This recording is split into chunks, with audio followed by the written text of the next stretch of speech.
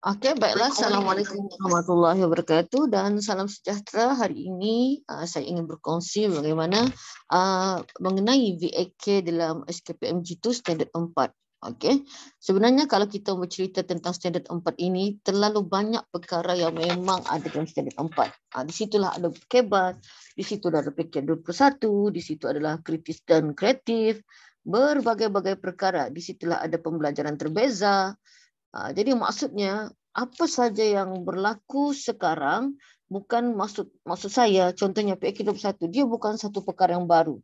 Begitu juga dengan VAK yang akan saya kongsikan pada hari ini. VAK bukanlah satu perkara yang baru, tetapi dia adalah satu perkara yang memang sememangnya ramai rakan guru yang telah mengamalkan dan mungkin juga guru mengamalkan tetapi tidak mengetahui, tidak menyedari itu VAK, dan ada juga mungkin yang mungkin terasa dirinya masih belum cukup VAK-nya. Okey, baiklah. Apakah itu VAK? Okey, VAK ini sebenarnya adalah dari segi visual, auditory dan kinestetik. Okey, dan secara ringkasnya di sini kalau kita tengok secara visual itu, gaya pembelajaran secara visual itu, dia ada dua jenis, iaitu linguistik, iaitu secara tulisan, bertulis, membaca ataupun menulis. Kemudian spatial, penggunaan carta graf dan gambar.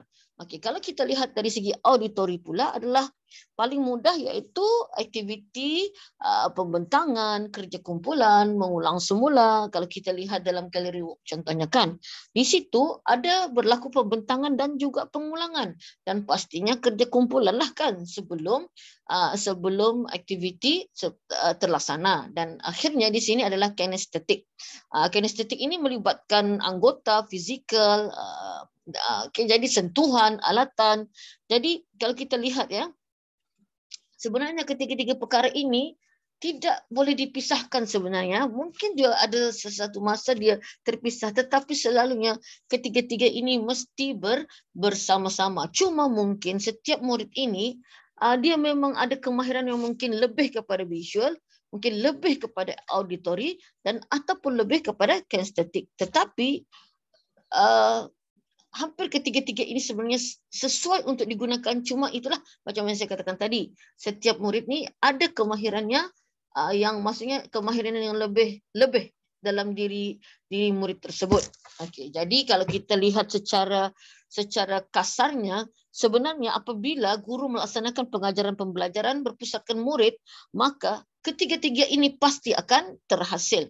Jadi maksudnya jika kita masih mengamalkan pengajaran berpusatkan guru, ketiga-tiga ini agak sukar untuk kita lihat. Okey, baiklah.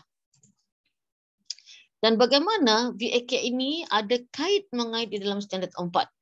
Okey, kita lihat ya di dalam aspek 4.1 guru sebagai perancang, di sana kita akan lihat perkara yang paling penting guru sebagai perancang adalah penulisan rancangan pengajaran. Jadi di dalam lukisan pengajaran ini, penulisan rancangan pengajaran ini, apa objektif pembelajaran dan kriteria kejayaan yang ingin dicapai. Kerana di situlah terletaknya kita akan nampak ada berlaku VAK ataupun tidak, dan kita akan nampak lagi di dalam aktiviti. Jadi jika kita guru mengamalkan pengajaran dan pembelajaran berpusatkan murid, pastinya kita akan bermula dengan mengenal pasti hasil pembelajaran. Kemudian barulah mengenal pasti ini adalah kalau kita lihat dalam RPH itu ada kriteria kejayaan lah. Kemudian menetapkan bukti hasil ini, kalau bahasa operasinya adalah apa pentaksiran yang kita berikan kepada murid tersebut, dan akhirnya barulah kita merancang aktiviti. Jadi sememangnya pembelajaran berpusatkan murid ini memang akan menghasilkan pentaksiran secara lisan, pemerhatian, dan secara bertulis. Okey, jadi macam yang saya katakan tadi lah, bagaimana 4.1 ini ada kait mengait dengan VAK, sebab di dalam perancangan itulah yang menentukan apakah aktiviti yang akan kita berikan, apakah input yang akan kita berikan, apa yang murid kena dapat pada hari tersebut, dan bagaimana murid boleh mendapat. Jadi kalau kita lihat dalam aktiviti ini, kebanyakannya mesti ada memang berpusatkan murid berdasarkan gambar ini ya rakan-rakan guru. Kalau kita lihat kan berdasarkan gambar ini bahawa murid-murid ini ada elemen-elemen VAK tadi. Okey, ini gallery work kan, dan ini ada visual juga, gambar, kemudian ada aktiviti berkumpulan. Maksudnya di sana kalau kita lihat secara tidak langsung memang ada unsur-unsur PAK 21 juga kerana ada komunikasi, kolaboratif, kritis kreatif. Jadi maksudnya VAK sekali lagi bukanlah satu perkara yang baru. Okey. Okay, kemudian mengelola isi pelajaran, mengelola masa PDPC, memberi peluang kepada penyertaan aktif. 4.21 ini adalah penyokong kepada guru sebagai perancang. Jadi jika perancangan guru tadi ataupun guru tidak merancang, tidak mungkin akan terhasil pembelajaran yang berpusatkan murid ini.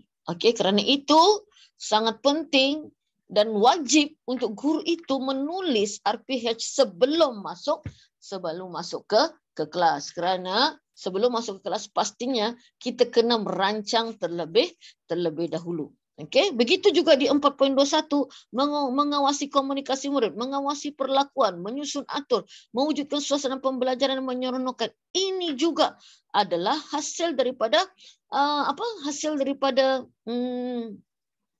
perancangan 4.1 tadi. Kalau kita lihat daripada gambar ini, video ini ya, sangat menyeronokkan. Dan sebelum aktiviti ini terjadi, mereka telah menyediakan apa nama ini kan nampak ni kereta yang bergerak ni kan. Maksudnya memang ada kinestetik di situ. Kemudian ada dari segi visual juga, mungkin dorang melihat dahulu sebelum menghasilkan, dan pastinya ada auditori di sini.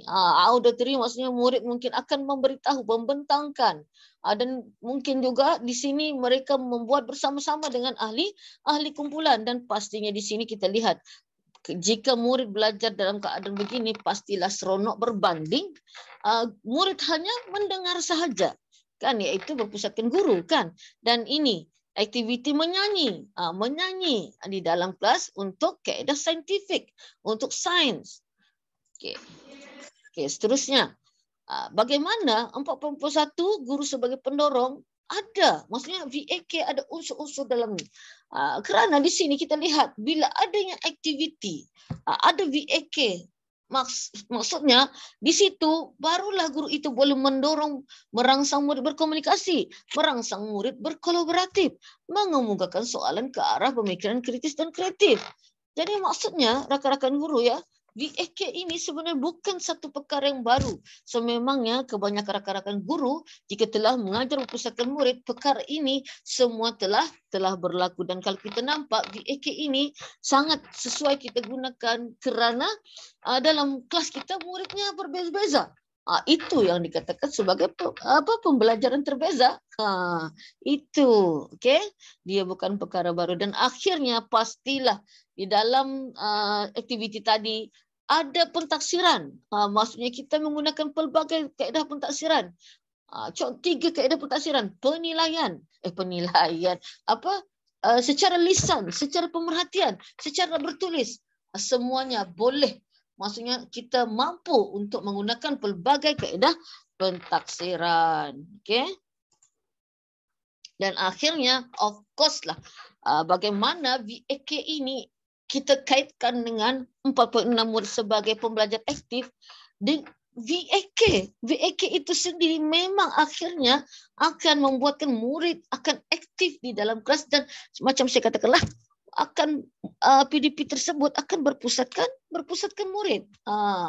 Dan mungkin saya boleh untuk sesi kali ini bukanlah kita bercerita detail mengenai standard 4, tapi mungkin saya ambil kesempatan di sini rakan-rakan boleh lihat ya peratus 90% hingga 100% untuk tindakan 1, 2, 3 ini memberi respon, berkomunikasi, melaksanakan aktiviti mulai secara kolaboratif. Maksudnya, jika kita berjaya membuat aktiviti, merancang aktiviti dan melibatkan 90 hingga 100% murid, maksudnya tidakkanlah kita tidak berjaya kan melibatkan secara aktif 90 hingga 100%, 90 hingga 100%.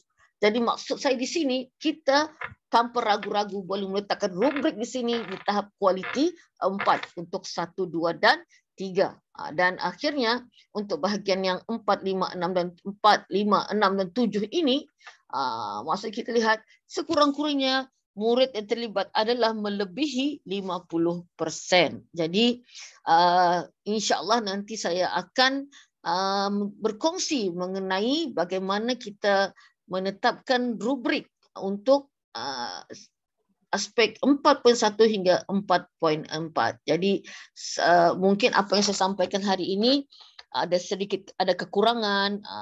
Apa yang saya sampaikan hari ini mungkin sekurang-kurangnya dapat menambah pengetahuan kita dan rakan-rakan guru. Dan sebenarnya banyak maklumat-maklumat yang boleh kita Google lah, yang kita boleh baca mengenai VAK ini untuk membugarkan lagi pengetahuan kita dan menambah baik kualiti pengajaran kita di dalam kelas. Terima kasih rakan-rakan dan untuk semua rakan-rakan guru, terima kasih di atas pengorbanan semua rakan-rakan mendidik anak-anak dengan penuh jiwa. Terima kasih semua, selamat berjumpa lagi.